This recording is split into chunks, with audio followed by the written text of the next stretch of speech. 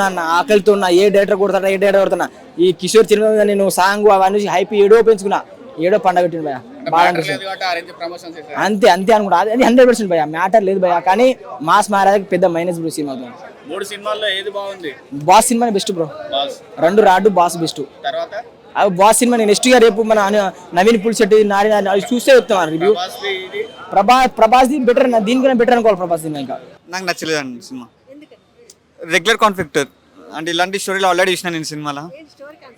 అదే ఒక wife already పెళ్ళైనా కూడా వేరే అమ్మాయితో తిరుగుతుంటాడు.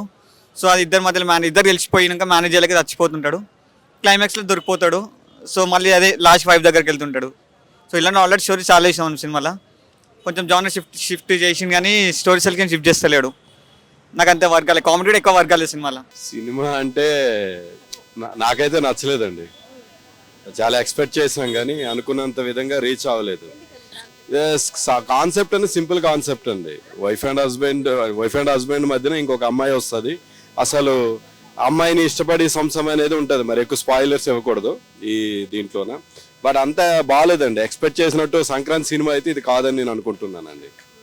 చాలా ఎక్స్పెక్ట్ చేసాం రవితేజ నుండి, బట్ ఆ రేంజ్లో లేదు. తర్వాత తిరుమల కిషోర్ డైరెక్టరు, ఆయన తీసిన ప్రతి సినిమా కూడా చాలా సూపర్గా ఉంటుంది. బట్ ఈ సినిమా అయితే ఆయనకి తగ్గ సినిమా కాదని నేను అనుకుంటున్నానండి. కాన్సెప్ట్ పరంగా నాకు నచ్చల.